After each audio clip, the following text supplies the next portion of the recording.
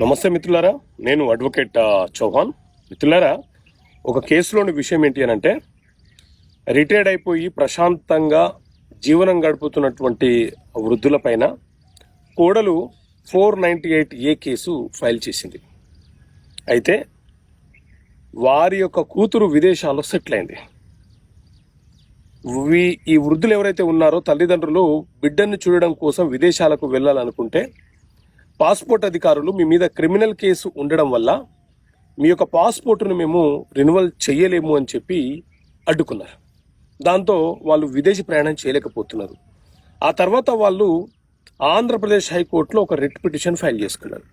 So దీని మీద విచారణ చేసినటువంటి ఆంధ్రప్రదేశ్ హైకోర్టు ఎవరి మీదనైనా సరే ఒక క్రిమినల్ కేసు ఉన్నంత మాత్రాన వాళ్ళు నేరస్తులు కాదు, వాళ్ళు నేరం ఆరోపించబడుతున్నటువంటి వ్యక్తులు కాబట్టి వారి యొక్క విదేశీ ప్రయాణాన్ని అడ్డుకునే హక్కు మనకు లేదు.